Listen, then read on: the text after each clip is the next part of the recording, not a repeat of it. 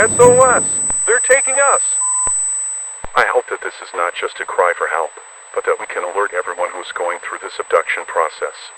Many abductees are placed under a hypnosis process, a type of memory suspension, so that there is no memory of these attacks when people are taken from their homes after the experiments and manipulations, as the abduction experiences are mostly negative, implanting technologies in the bodies of humans who serve as animals in laboratories for manipulation and removal of semen, eggs, blood, meat, genetic manipulation, and other atrocities.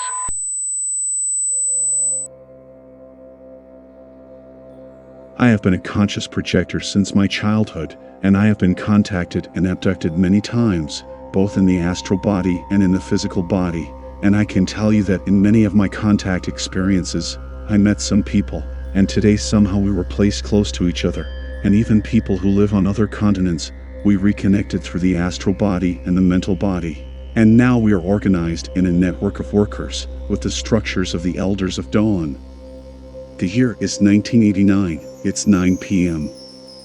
I was returning from a course, and when I got on the bus, I started to hear a very thin and continuous whistle in my left ear, sounding like a very high frequency, and as I had this perception for a long time, when I heard this whistle, my body went into alert.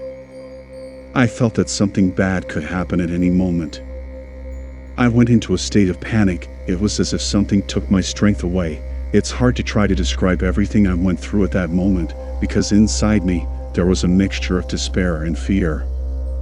As I got off the bus, I walked as fast as I could to get home, and the whistle was getting louder and louder. I was desperate to get into the house and see my mother, as it somehow gave me security. The fear that surrounded me was that at some point in these interventions I would not return, so it was very strange to think that at any moment I could be taken away and not have control over it. I entered the house panting and upset. My mother felt that I was not well.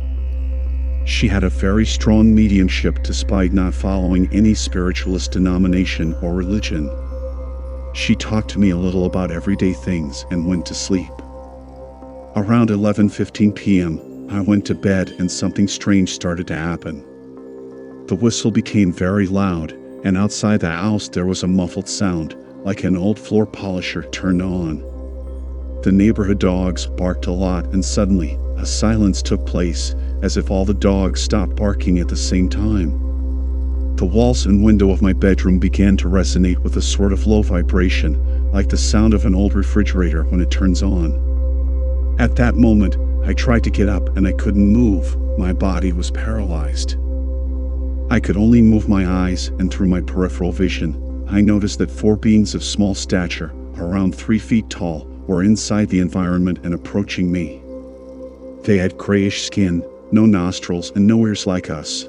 Their eyes were big and black, and they didn't convey any kind of emotion. They looked robotic. Desperation gripped me. Once again, I was going through this process. I tried to scream and ask for help, but I couldn't open my mouth. It was as if something stuck in my jaw, and the despair increased to the point that my adrenaline was at its maximum, and I felt an electricity throughout my body, and with that, I realized that it would be useless to fight against that sinister force that paralyzed me. It was in vain. I had already gone through other attacks, and whenever they needed to paralyze me, they did it this way. As soon as they approached me on the bed and when they touched my shoulder, something happened. I was taken out of my house like magic, and I was placed in a small equipment. The place was freezing as if I was playing cold metal, and in a very short time, I was in an environment that looked like a round room to me. The light of the place was part of the structure, as if the walls and ceiling were emitting a kind of low light, but I could see them. I could count 8 beings, 2 of which were around 6 feet tall, and the other 6 equal to the ones that picked me up at home. They put me on a kind of stretcher. It was a cold environment, and inside this place, there was a low, repetitive sound like Morse code. On my right side, there was another stretcher, and from my peripheral vision I saw a woman with the appearance of about 20 to 25 years old, very light brown hair. She was naked, and with her legs slightly raised, and 3 of those grays, with the tallest one leading, were stirring in her belly. I realized that the woman was feeling terrible despair. You could see her eyeballs almost popping out, and her mouth open as if her jaw was dislocated from screaming, but she was paralyzed. It was a desperate scene. One of the tallest greys, along with the other two smaller ones, kept messing with the woman's uterus for a long time. There was a moment when I managed to turn my head a little, and I could observe more clearly. Her head was turned towards me, and I felt terrified just looking at what she was going through. At that moment, I asked as many saints as possible and in everything I knew and believed to help us and deliver us from that evil. Suddenly, one of them approached her, carrying two small cylindrical pieces of equipment, but there was no glass around it. It looked like a kind of almost transparent membrane with some kind of liquid inside.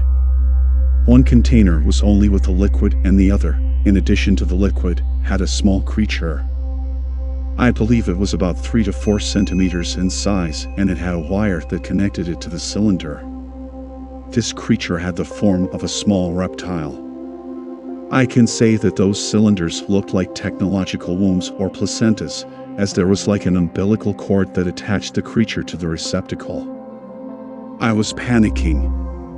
While I didn't want to see it, I tried to scream, to open my mouth, but I couldn't. It looked like that woman was asking me for help. She was able to speak into my mind, like a telepathic process, asking for my help, so they wouldn't take her baby away. The most astounding thing was that I started to recognize and remember that woman. We had already been through an experiment together.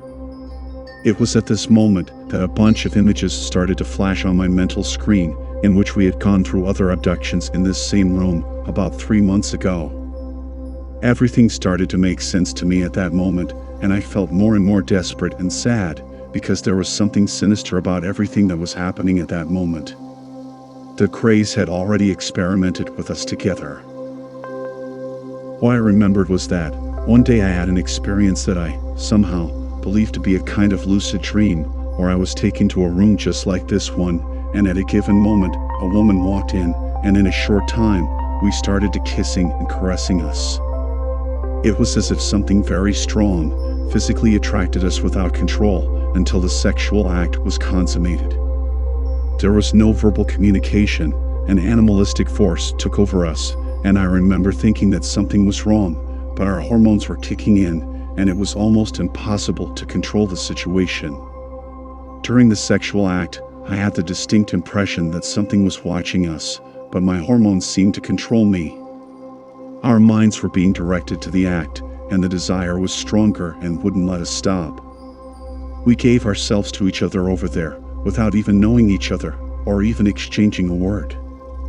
Somehow at the time, I believed that I had experienced a very lucid and erotic dream. Who never had such a dream?